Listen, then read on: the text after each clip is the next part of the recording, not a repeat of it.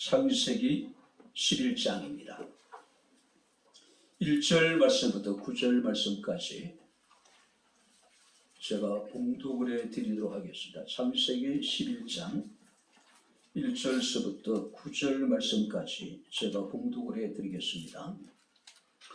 온 땅의 언어가 하나요 말이 하나였더라. 이에 그들이 동방으로 옮기다가 신할 평지를 만나 거기 거류하며 서로 말하되 자 벽돌을 만들어 견고히 굽자 하고 이에 벽돌로 돌을 대신하여 역청으로 진흙을 대신하고 또 말하되 자 성읍과 탑을 건설하여 그 탑 꼭대기를 하늘에 닿게 하여 우리 이름을 내고 온 주민의 흩어짐을 면하자 하였더니 여호와께서 사람들이 건설하는 그 성읍과 탑을 보시려고 내려오셨더라.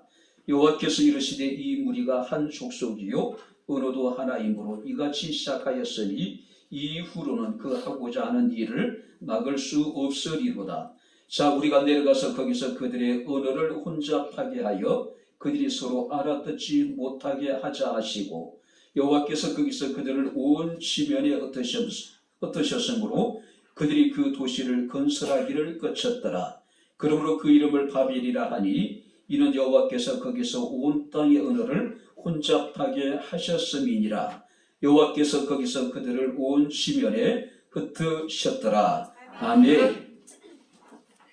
고맙습니다. 바쁘고 분주하고 피곤하고 공부하지만 주의 날을 기억하게 하시고 마음을 모으고 뜻을 모으고 정성을 모아 주님을 예배하며 이 시간 우리가 주의 말씀을 청정할 수 있는 은혜를 베풀어 주심을 감사를 드립니다. 하나님의 기록된 예언의 말씀을 읽고 듣고 지켜 그것을 행하는 자가 복되다 하셨으니 여호와의 말씀이 증거되고 말씀을 받고 말씀을 마음에 새기며 말씀을 행하기를 원하는 주의 사랑하는 성도들에게 이 시간이 복되게 하옵소서. 예수님 이름으로 기도합나이다. 아멘.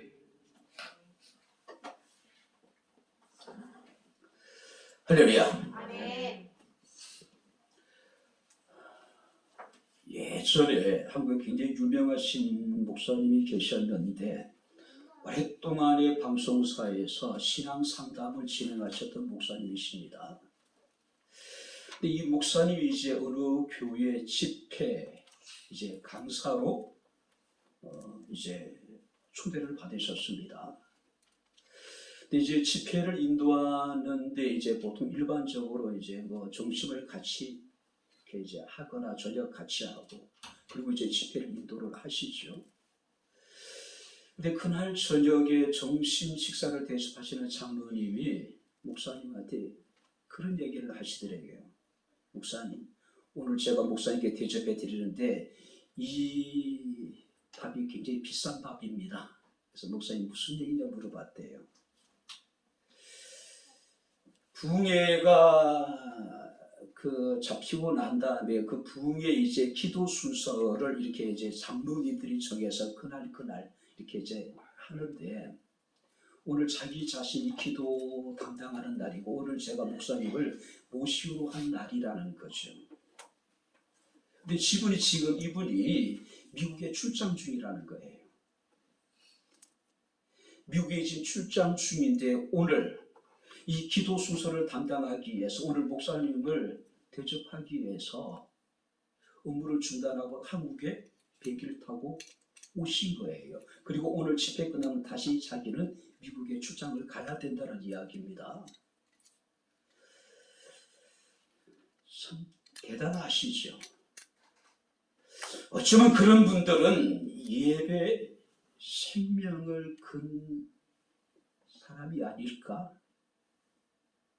하나님은 예배를 사랑하는 사람들을 사랑하십니다. 할렐루야.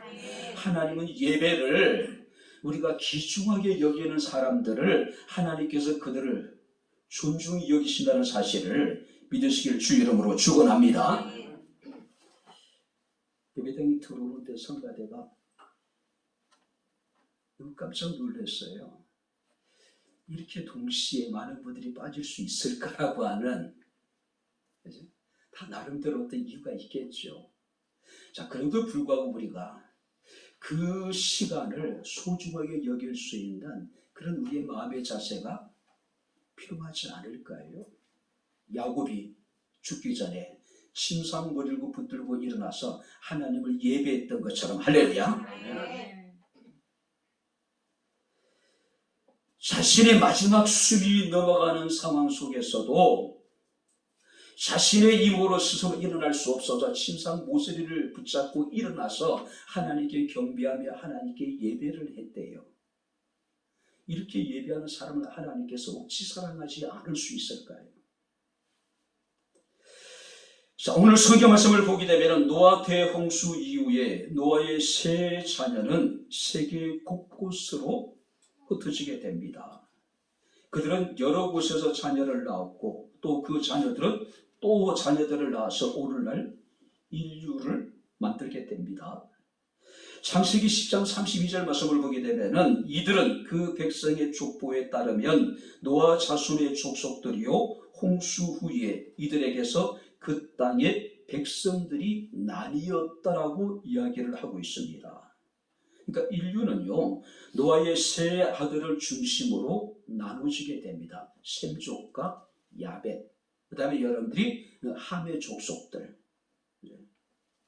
자, 그런데 오늘 성경 말씀을 보게 되면 이 2절의 10장에 보니까 주먹만한 인물이 등장합니다. 주먹만할 만 인물이 등장해요. 누구냐면은 함의 후손의 족보 중에 니므롯이라고 하는 인물이 등장을 합니다. 창세기 10장 8절 9절 말씀을 보니까 그는 세상의 첫 용사요 여호와 앞에 용감한 사냥꾼이었다라고 이야기를 해요. 자, 언뜻 읽으면은 이 니므롯이라는 사람이 대단한 인물인 것 같습니다. 정말로 그 시대에 존경받는 위대한 영웅인 것 같아요. 그런데 여기서 말하고 있는 세상의 첫 용사여 여호와 앞에 용감한 사냥꾼이었다고 하는 것은 부정적인 의미로 기록이 되어졌다는 겁니다. 왜냐하면 니므롯이라고 하는 이름의 뜻이 뭐냐면은 반역하다. 창세기 6장 4절 말씀을 보게 되면 타락한 자들의 자손들처럼 그는 자신의 힘을 의지하여 하나님을 대적하는 폭력자였다는 이야기예요. 그리고 여기 용감한 사냥꾼이라고 하는 것은 아주 난폭한 전쟁의 승리자. 자, 그래도 불구하고 이 니므롯이라는 인물의 가장 대표적인 업적이 뭐냐면은 바벨이라고 하는 거대한 도시를 건설을 했다고 하는 거예요. 바벨. 자, 오늘 우리가 본문을 보게 되면 아마 이제 이 저자가요 지난 역사를 회상하면서 기록을 했던 것 같습니다. 바벨 사건 이전에는 셈과 함과 이 야벳의 족속들이 후손들이 흩어지지 않고 함께 모여 살았던 것 같습니다. 거대한 여러분들이 그 도시를 이루고, 그리고 그 시대에는 사람들의 언어가 하나였습니다. 말이 하나였다는 이야기예요. 우리가 여러분들이 언어가 하나라고 하는 것은 굉장히 중요한 의미를 가지고 있습니다. 왜냐하면 사람이 동물들과 다른 것이 뭡니까? 우리 내면에 있는 생각들을 표현해낼 수 있는 능력이 있다는 이야기예요. 언어가 하나였다고 하는 것은 우리가 좋은 일이지만은 그것이 좋은 목적으로 사용이 된다면은 더할 나위 없겠죠. 그러나 이것이 만약에 악용되게 된다면은 이것은 치명적인 우리에게 제약이 될 수가 있다라고 하는 사실이에요. 성경을 보니까 대홍수 이후의 사람들은 동방으로 이동을 해요. 그들이 이르게 된 것이 시나리라고 하는 거대한 평지에 이르게 됩니다. 자, 여러분들 우리가 구약을 읽을 때요, 누가 어디로 옮겼고 누가 어디에 거류했다라고 이야기는 이런 표현이 나올 때마다 이곳에서 분명히 무슨 일이 벌어질 것을 암시하고 있는 거예요. 자, 그들이 동방으로 이동했을 뿐만 아니라 그들이 시날 평지에 이르렀다고 하는 것은 지금 뭔가 심상치 않는 일이 이곳에서 벌어질 것을 지금 암시하고 있는 거예요. 동방은 단순히 방향만 동쪽이라는 의미가 아닙니다. 하나님을 떠난다는 의미이고 하나님을 거스리고 하나님을 대적한다는 그런 의미가 포함되어져 있는 거예요. 신할이라고 하는 것은 구약에 보게 되면 대표적인 부와 권세를 상징을 해요. 혹시 여러분들이 기억하는지 모르겠지만 여호수아서 7장 21절 말씀을 보게 되면 하나님이 여리고를 진멸하라고 이야기를 합니다. 그런데 아간이라고 하는 인물이 등장을 해서 그 하나님께 바쳐진 여리고에 있는 모든 물건 가운데 일부를 자신이 취하게 됩니다. 성경을 보게 되면 아름다운 신할산 외투 한 벌. 자, 어디 산이라고요? 신할산. 그리고 은 200세겔. 그리고 50세겔 되는 금덩이 하나. 아마 당시 사람들에게 있어서 신할산 외투는 명품 가운데 명품이었을 것 같아요. 그죠? 그만큼 여러분들이 신할이라고 하는 지역은요, 수준 높은 산업이 성행했을 것 같고 굉장히 발달된 문화를 가지고 있었던 사람들이었던 것 같습니다. 이 신할은 오늘날 여러분들이 이라크 지역에 해당됩니다. 티그리스 강이 있고 유브라데 강이 있는데 그 사이에 있는 거대한 광야예요. 광야라기보다 거대한 여러분들이 넓은 들입니다. 자, 그곳에 모인 그들이 함께 의기투합을 하게 됩니다. 그게 3절 4절 말씀이에요.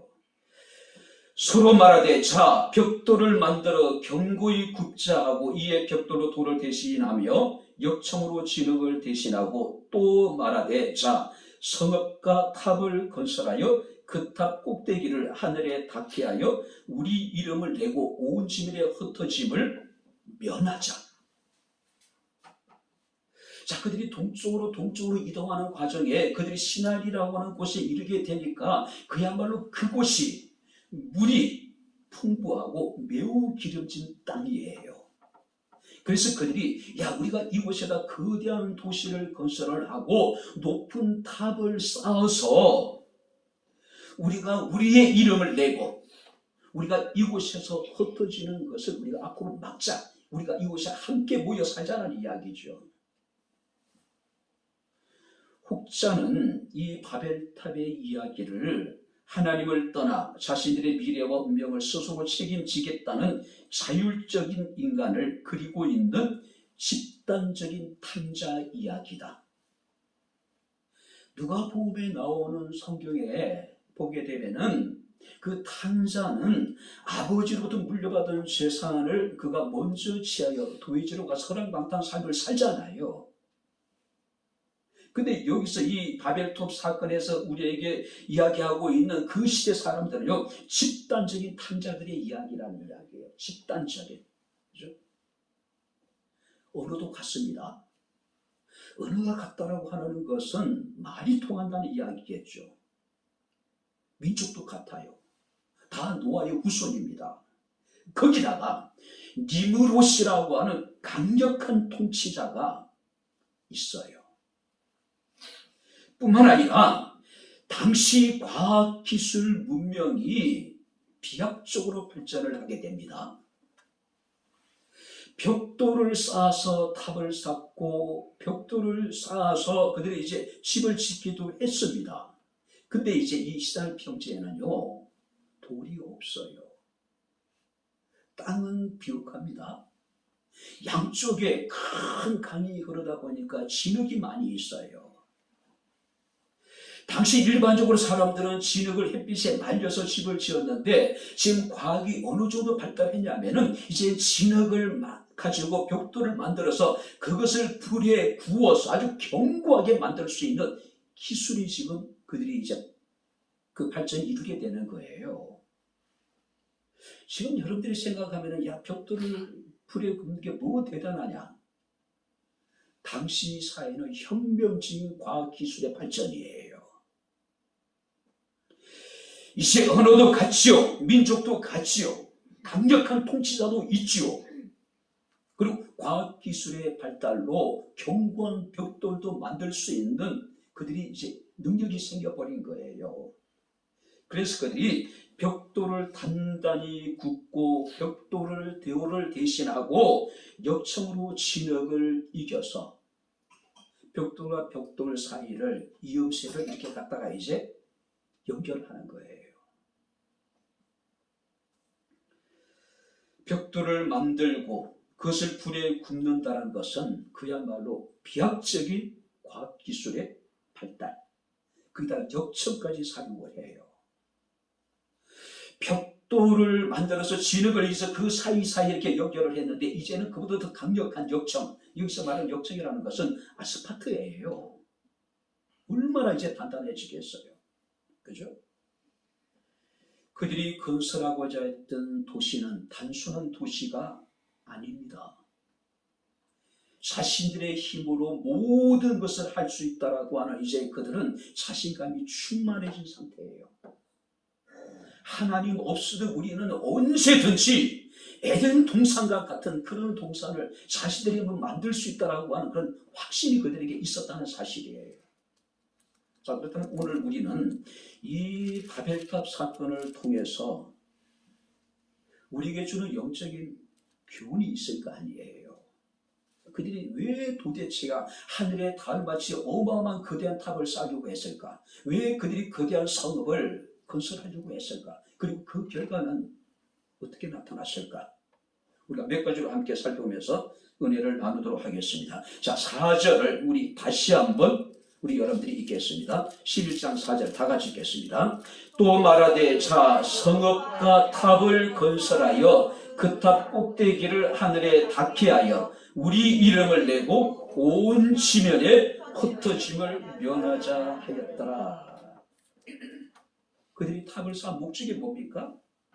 우리의 탑 꼭대기를 하늘에 닿게 하자.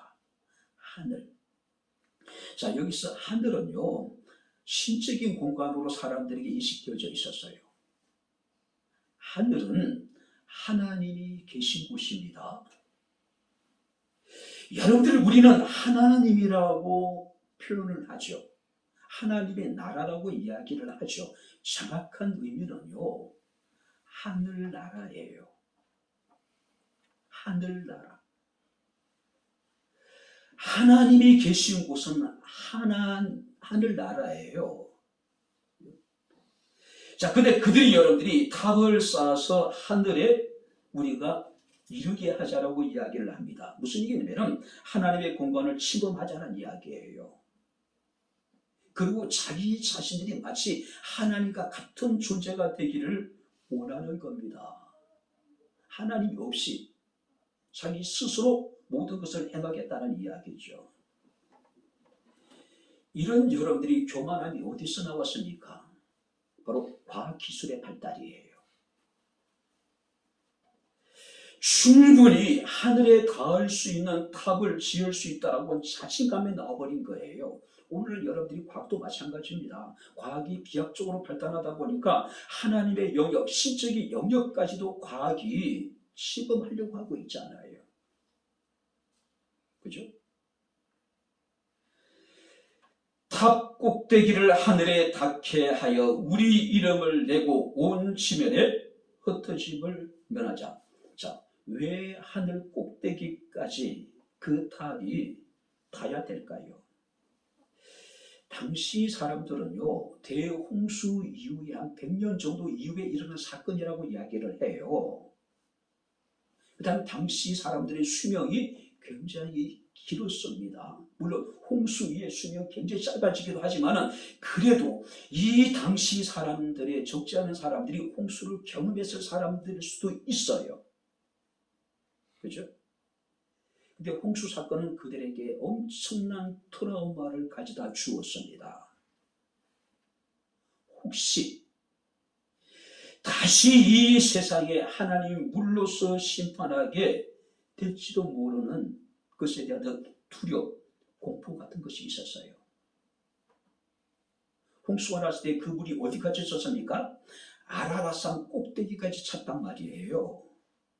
지금 아라라스는 터키에 있는 산이죠. 5,000m가 넘는 거대한 산이에요. 그러니 그들이 스스로 생각하기를 혹시 모를 홍수가 다시 일어나겠는다면은 최소한 아라라산보다 더 높은 탑을 쌓아서 우리가 그 홍수를 면하자라고 하는 그런 생각들이 그들에게 있었다는 거예요. 그죠? 하나님은 분명히요, 물로서 심판하신 것에 대해서 굉장히 안타깝게 여기셨어요. 그래서 여러분들이 노아와 그 가족들에게 하나님이 무엇을 약속하시냐면은 다시는 내가 물로 세상을 심판하지 않겠다고 하셨어요. 그래도 불구하고 노아의 후손들은 그 하나님의 약속이 믿지 못한 거예요. 믿을 수 없었어요. 그래서 다시 올 수 있는 그 홍수를 우리가 대비해 보자는 이야기예요. 여러분들이 기억나십니까? 모터널에서 이제 사고가 나서 적지 않은 사람들이 목숨을 잃었습니다. 그때 우리 의식 속에 어떤 생각이냐면 터널은 빨리 지나가야 된다. 왜요? 어떤 사고 벌어질지 모르잖아요. 만약에 여러분들이 지하철의 화재로 인해가지고 수많은 사람들이 목숨을 잃었잖아요. 그 지역의 사람들은요, 그런 트라우마가 있는 거예요. 언제 사고가 벌어질지 모르니까. 세월호 사고도 마찬가지입니다. 사람들이 배를 탈 때마다 트라우마가 있는 거예요. 혹시 이 배가 침몰되면 어떻게 할 것인가. 그죠? 뿐만 아니라 그들이 여러분들이 탑을 하늘 공간까지 이르게 하려고 했던 이유는 뭐냐면은 간단합니다. 그들이 하나님같이 되고자 하는 교만한 마음이에요. 교만한 마음. 학자들에 의하면은요, 이 탑은 밑에가 이렇게 이제 사각형으로 되어 있는데 좌우가 거의 100m에 가까웠다 그래요. 그리고 탑 높이가 30층, 그러니까 거의 100m 가까운 거예요. 당시 기술로서는요, 어마어마한 거예요. 그죠? 오늘 여러분들이 상상할 수 없는 엄청난 그들은 탑을 쌓기를 원했다는 겁니다. 그 대부분 이제 그 탑 꼭대기에는 뭐냐면은 자신의 신에게 경배하는 어떤 그런 공간이 있다는 거예요. 지금까지 그들의 제단이라고 하는 것은 그야 돌 몇 개 올려놓을 정도로 하찮은 것이었단 말이에요. 근데 이제는 그야말로 좌우의 어떤 그 넓이가 100m가 되는, 그리고 높이가 최소한 30층 이상 되는 100m에 가까운 거대한 여러분들이 그들을 탑을 쌓고 그들은 자신들의 신에게 그곳에서 예배할 수가 있는 거예요. 하늘에까지 닿게 하자는 것은 자기 자신이 하나님의 자리에까지 올라가겠다는 이야기예요. 하나님의 권위에 대한 도전, 하나님과 그들은 경쟁을 하겠다라고 하는 생각을 가진 겁니다. 하나님의 자리를 넘보겠다는 이야기예요. 쉽게 얘기하면 교만이에요. 우리가 이사야 14장 말씀을 보게 되면 13절에 교만한 바벨론 왕이 스스로를 높여서 이렇게 이야기를 합니다. 내가 하늘에 올라 하나님의 묵별 위에 나의 보좌를 높이리라. 개혁성경 보니까 그걸 계명성이라고 이야기를 합니다. 타락한 천사라고 이야기를 해요. 타락한 천사의 교만이 뭐냐면은 내가 나의 보좌를 하나님의 묵별 위에다가 높이라. 하나님처럼 되고자 한다라고 하는 교만한 마음이 있었다는 거죠. 근데 하나님은 뭐라고 말씀하시냐면은 이사야 14장 11절에 내 영화가 서울에 던져졌으며, 자, 여기서 서울은 죽음을 상징하기도 합니다. 서울은 지옥을 상징해요. 구더기가 내 아래에 깔려 있으며 지렁이가 너를 덮을 것이다. 교만한 천사가 자신의 자리를 하나님의 묵별 위의 보좌에 높이리라고 생각했는데 그들에게 예비된 건 뭔가 영원한 지옥불이었다는 거죠. 구더기가 그들 안에서 깔리게 될 것이고 지렁이가 그들을 덮을 것이다. 뿐만 아니라 이사야 14장 23절 말씀을 보니까 멸망의 빗자루로 쓸어버리겠다. 하나님이 교만한 것들에 대해서 멸망의 빗자루 그냥 싹 쓸어버리겠다. 흔적도 없이요. 우리 인간의 최대 유혹은 자신이 신이 되고자 하는 것입니다. 그래서 뭔가 힘을 가지고 또 여러분들이 권세를 가지게 되면 그들은 스스로 자기 자신을 끊임없이 높이죠. 사람들을 지배하려고 하고 군림하려고 하고 명령하려고 하고 제 마음대로 모든 것을 하려고 하는 유혹에 빠지게 됩니다. 지금 우리나라에도 그런 사람이 등장했습니다. 자기 자신이 무오하고 자기 자신이 무엄하고 숱한 실수와 실언을 해도 절대 사과하지 않는 그 자기 자신을 신적인 존재로 여기고 있는 거예요. 그리고 또 주변의 사람들은 또 그런 존재로 여기고 숭상하고 있고, 이것이 타락한 인간의 탐욕이에요. 교만이에요. 그죠? 자, 벽돌을 발견한 사람들은 자신이 정말로 위대하다고 생각한 거예요. 우리가 이제는 하나님처럼 될 수 있다라고 생각하는 거예요.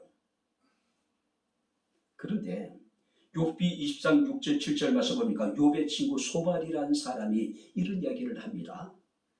그 존귀함이 하늘에 닿고 그 머리가 구름에 미칠지라도 아무리 우리가 스스로 높아진다 한들 자기 똥처럼 망할 것이다. 그를 본 자가 이르기를 그가 어디 있느냐 할 것이다. 흔적도 없이 사라져버릴 것이란 이야기예요. 인간의 교만, 인간의 독선, 하나님같이 되고자 하는 그 여러분들이 탐욕, 이 모든 것은요 똥처럼 망하게 될 것이다. 똥처럼 망하게 될 것이다. 흔적 없이 사라져버릴 것이라는 거죠. 두 번째 말씀을 보시기 바랍니다. 4절을 우리 다시 한번 같이 읽겠습니다. 또 말하되 자 성읍과 탑을 건설하여 그 탑 꼭대기를 하늘에 닿게 하여 우리 이름을 내고 온 지면의 흩어짐을 면하자 하였더라. 우리 이름을 내고, 우리 이름을 내고. 여러분들이 아무리 교만하고 아무리 과학기술이 발달했다 하더라도 아무리 강력한 통치자가 있다 하더라도 탑을 하늘에 닿게까지 쌓을 수 없다는 것은 누구나 인정하지 않겠어요? 자, 그럼에도 불구하고 그들이 하늘에까지 탑을 쌓으려고 노력했던 이유가 무엇일까요? 성경은 4절에 그 이유를 우리에게 이야기합니다. 우리 이름을 내자. 우리 이름을 내자. 그 누구도 아무도 할 수 없는 엄청난 일을 통해서 우리의 이름을 내자는 이야기예요. 우리 이름을 내자. 불행한 것은 하나님의 이름을 내는 것이 아니라 누구 이름을 내겠다는 이야기예요? 우리의 이름을 내자. 하나님의 영광을 드러내려고 한 것이 아니라 자신들의 영광을 우리가 드러내자는 이야기예요. 고대 알렉산드리아 철학자였던 필론이라는 사람의 글에 보게 되면은 이런 글이 있습니다. 바벨탑을 쌓았던 사람들이 벽돌을 쌓을 때마다 그곳에다가 벽돌을 쌓는 사람들의 이름을 적었대요. 실제적으로. 왜 그랬을까요? 우리 이름을 내고자 하는 인간의 욕심이 그게 나타나 있는 거예요. 여러분들이 자기 이름을 내는데 한국 사람만큼 탁월한 사람이 세상에 어디 있을까요? 북한의 금강산, 백두산, 그 바위가 있는 곳마다 전부 다 여러분들이 김일성, 김정일의 이름을 새기잖아요. 우리나라 사람도 그래요. 그죠? 전산하다가 뭔가 좋은 곳이면 거기다가 누구 왔다 다녀갔다, 어떤 사람은 공중 화장실에까지 자기 이름을 새기는 사람 있잖아요. 누구 왔다 갔다. 여러분들이 전국 사찰에 가다 보면, 제가 저번에 낙산사를 갔더니 오래전에 그 기아를 팔더라고요. 그 가격이 만만치 않죠. 자, 기아를 사게 되면은 그게 뭘 적습니까? 자신의 이름을 적고, 가족 이름을 적고, 그 다음에 주소지를 적고, 그리고 자신이 소원을 거기다 쓰잖아요. 그죠? 다 자기 이름을 내고자 하는 인간의 교만한 마음을 이용한 거잖아요. 지금 여러분들이 시비에서 목동 사옥을 건축을 할 때, 그때 요한이 돌반지인지 백일 반지인지 몇 개를 갖다가 집사람이 직접 가서 헌금을 했습니다. 돈이 없으니 아니 돌반지를 갖다 그곳에다 이제 건축하고 헌금을 했어요. 그때 기독교 방송이 아마 이제 동판인지 헌금한 사람들이 어떤 명단을 아마 이렇게 다 이렇게 이제 찍어서 아마 이렇게 뭐 이렇게 붙여놓은 것 같더라고요. 저 가보지 않았습니다. 우리 아들 요한이 이름이 있는지 없는지. 그게 사람이에요. 그죠? 자신의 이름을 내고 싶은, 자신의 이름을 사람들에게 알리기를 원하는 그런 마음이 있는 거예요. 자, 인간의 본능 중에는 자신이 신이 되려고 하는 여러분들이 마음이 있는가 하면은 자신의 이름을 높이고자 하는 그런 마음들이 우리에게는 분명히 존재한 겁니다. 자, 바벨탑을 쌓았던 여러분들이 목적도 뭐냐면은 자기 이름을 내겠다는 거예요. 자기 이름. 우리가 어떤 존재인지, 우리가 무엇을 했는지 많은 사람들에게 자기가 행한 일을 자랑하고 싶은 거예요. 우리 인간은 스스로가 무엇을 할 수 있다, 한번 해보자, 하면 된다. 새로운 세계를, 새로운 도시를 건설해서 우리 인간의 위대함을 한번 우리가 드러내자. 우리 힘을 세상에 알리자. 그런 목적이었다는 거예요. 잠언서 16장 18절 말씀 보니까 솔로몬은 이런 이야기를 합니다. 교만은 패망의 선봉이요 그만한 마음은 넘어짐의 앞잡이라고 이야기를 합니다. 저는 한국 교회를 보면서 때로는 그런 생각이 들 때가 많이 있어요. 한국 교회가 거대한 바벨탑을 쌓고 있는 것 같아요. 거대한 바벨탑. 목회자들의 탐욕이 끝이 없는 것 같아요. 서울의 대형 교회들이 지방에 지교회를 세우죠. 정말로 지방에서 고군분투하고 있는 그 목회자들이 정말로 복음을 위해서, 지역의 복음을 위해서 헌신하고 있는데, 거기다가 서울의 큰 대형 교회들이 어마어마한 예산을 들이고 어마어마한 시스템 프로그램을 곳에다 다 갖다가 교회를 건축해가지고 다 이렇게 이제 전해주는 거죠. 그런 교회들이 또 엄청나게 성장을 합니다. 반면에 그 지역에 있는 수많은 그 지역의 교회들은 어떨까요? 속수무책이에요. 대거 교인들이 정말 엄청나게 크게 건축을 했죠. 시스템도 좋죠. 모든 프로그램, 지방교회들이 따라갈 수 없는 거예요. 쏠림 현상이 나타나게 되는 겁니다.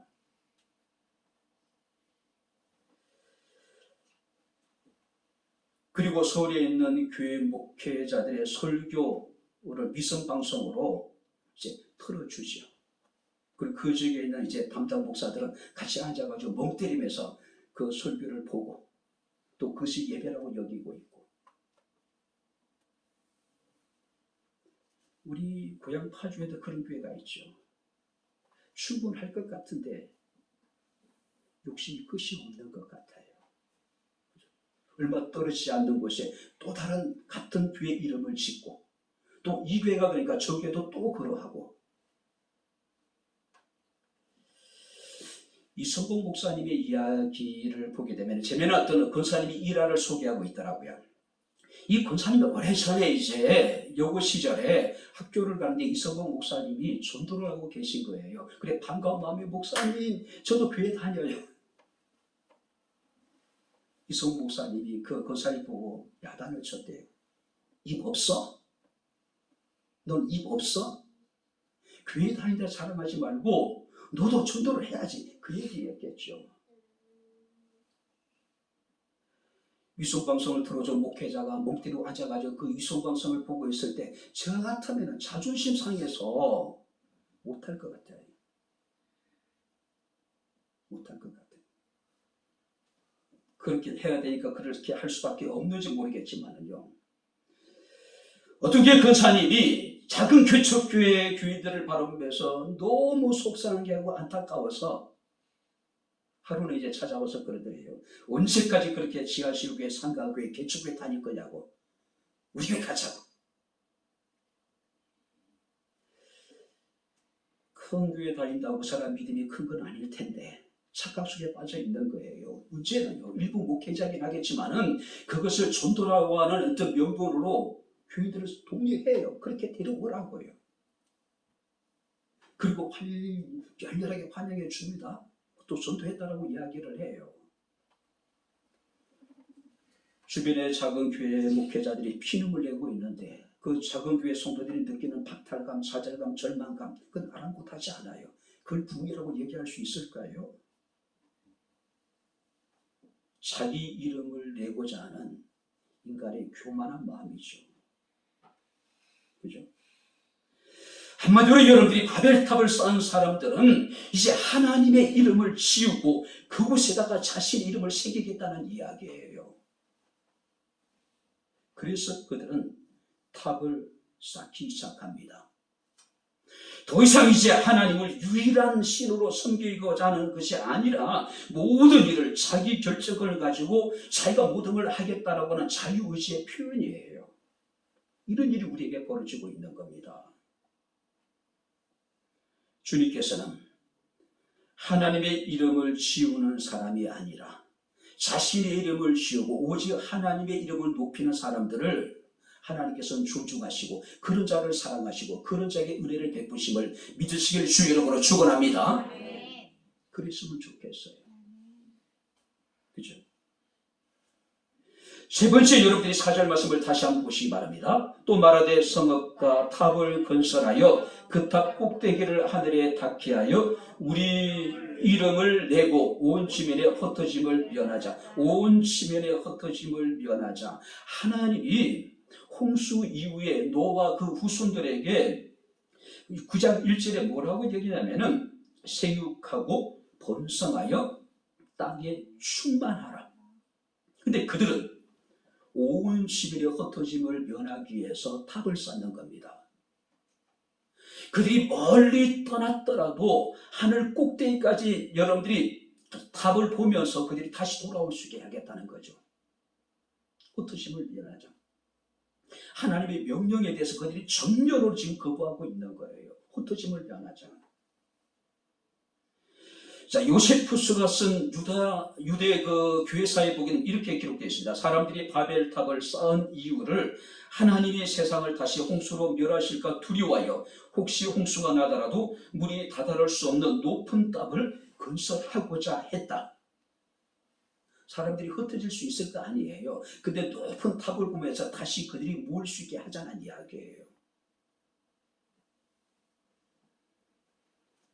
신할 땅에서 그들이 외친 구호가 있습니다. 뭉치면은 살고 흩어지면은 죽는다. 하나님은 그들에게 땅에 충만하라고 얘기합니다. 땅에 흩어져서 충만하라고 얘기해요. 근데 그들은 오히려 흩어짐을 면하자라고 지금 이야기하고 있는 겁니다. 그들은 성을 만든 이유가, 탑을 만든 이유가 단순히 성 하나 만든 게 아닙니다. 탑 하나 만든 게 아니에요. 자신들의 왕국을 만들겠다는 거예요. 하나님을 왕으로 인정하지 않겠다는 거죠. 자신들이 왕이 되고 자신들의 나라를 자신들의 힘으로 만들어 가겠다는 이야기예요. 니무롯이라고는 강력한 지도자가 있었고 그들이 언어가 하나고 그야말로 비약적인 과학기술이 발달해서 충분히 자신의 힘으로 이 일을 할 수가 있다고 생각을 한 겁니다. 그런데 이게 보세요. 그들의 이런 생각 속에는, 이런 계획 속에는 하나님의 뜻이 없어요. 오직 자기 결정, 자기 계획, 자기 주장만이 있을 뿐입니다. 그들에게는 하나님의 뜻에 대한 안중에도 없어요. 제가 우리 교회 일부 청년들을 가만히 보면서 그런 생각이 든답니다. 참 계획은 많아요. 생각은 많아요. 그들의 생각 속에, 그들의 계획 속에는 하나님의 자리가 어디에도 존재하지 않아요. 제가 묻고 싶어요. 너 많은 계획 속과 너의 생각 속에 정말 하나님의 뜻이 있는 것인지. 결국 하나님께서 이런 인간의 교만에 대해서 참아두고 볼 수가 없어졌습니다. 그래서 하나님이 칼을 빼드셨습니다. 그게 6절, 5절부터 9절이에요. 첫 번째가 뭐냐면은 하나님이 지상에 내려오셨대요. 하나님이 지상에 내려왔대요. 이 내려왔던 의미 속에는 하나님이 사람들의 행한 일에 대해, 사람들의 시도에 대해서 비아냥거리는 그런 의미가 포함되어 있는 겁니다. 비웃음이라는 의미가 포함되어져 있는 거예요. 그들은 여러분들이 거대한 성을 쌓았습니다. 높은 땅을 쌓을 계획을 가지고 있었습니다. 실제 그것을 실행을 했어요. 근데 하나님이 보셨을 때 그 내려오지 않으면 하나님은 볼 수 없을 정도로 아주 별일 없는 작은 거였어요. 하늘에서 보니까. 근데 그들은 착각 속에 빠져 있는 거예요. 여러분들이 시편 2편에 보게 되면 어찌하여 이방 나라들이 분노하며 민족들이 헛된 일을 꾸미는가. 하늘에 계신 이가 한번 따라 보시면 웃으시며 그들을 비웃으리로다. 자신들은 자신들의 힘으로 거대한 성읍을, 도시를 건설을 하고 거대한 높은 탑을 쌓았지만은 하나님 보시기에 하나님이 그들을 비우신대요. 하나님 너무 하잘 것 없는 건데 기가 막힌 거예요. 뿐만 아니라 하나님께서는 성경 말씀을 보니까 그들의 언어를 혼잡하게 만들었습니다. 그들이 정말 언어가 하나이고 강력한 그 니무롯이라고 하는 그 통치자에 의해 가지고 정말 눈부신 비약적인 과학 기술의 발달을 통해서 이제 탑을 막 쌓는데 하나님이 그래서 중단시키고 작정하셨습니다. 그래서 그들이 언어를 혼잡하게 만들어버린 거예요. 말이 통하지 않는 겁니다. 그러니 그들이 자의적으로 더 이상 공사를 진행할 수 없었죠. 그리고 마지막에 성경 말씀이니까 그들을 지면에 흩어버렸대요. 결국 이 바벨탑은 스스로 무너질 수밖에 없었겠죠. 이제 말씀을 마칩니다. 자, 역사상 가장 대형 어떤 여러분들이 해상사고 이야기하면 우리가 타이타닉호 이야기를 합니다. 길이가 269m, 배 층수가 20층. 당시 최고의 기술의 집약체였습니다. 절대 가라앉지 않는 배라고 하는 불침선이라고 하는 별명을 가진 거대한 배였습니다. 불침선, 결코 침몰하지 않는 배라는 뜻을 가지고 있어요. 1912년 4월 14일 날 2200명의 사람들을 태우고 대서양을 횡단하게 됩니다. 캐나다 동부에 이르게 되었을 때 해안 초소에서 빙산주의라고 하는 전문이 왔어요. 근데 항해사는 무시해버렸습니다. 그리고 자신의 자리를 떠나기도 합니다. 근데 얼마 지나서 또 계속해서 빙산주의 전문이 막 쏟아지는 겁니다. 그때서야 항해사가 선장을 찾아갑니다. 선장님, 저방에 빙산이 있다고 하는데 무전을 받았는데 어떻게 할까요? 설마 이 타이타닉호가 빙산 따위에 눈 하나 깜짝할 수 있겠습니까? 그때 선장이 그런 얘기를 합니다. 하나님이라도 감히 이 배를 어찌할 수 없을 것이네. 항해를 계속하게. 하나님이라도 이 배는 어찌할 수 없을 것이네. 항해 계속해. 얼마 지나지 않아서 빙산에 부딪힌 이 타이타닉호는 완전히 두동강이 나게 됩니다. 2200명 가운데 1500명이 죽고 700명이 겨우 구조를 받게 됩니다. 인간의 교만함이 얼마나 처참한 결과를 우리에게 가져올 수 있는지를 우리에게 보여주는 사건입니다. 세상에는 지금도 수많은 바벨탑이 존재하고 있습니다. 역사 이래 수많은 바벨탑을 사람들은 쌓아왔습니다. 그리고 그 바벨탑은 지금도 우리 안에 존재하고 있습니다. 하나님 없이 스스로 자신이 모든 것을 할 수 있다라고 하는 그런 교만한 마음. 하나님을 떠나서 예배를 포기하면서 신앙적인 모든 것을 내팽개치고도 자신이 뭔가 업적을 이루려고 하는 그런 교만한 마음이 우리의 바벨탑이 아닐까 생각이 됩니다.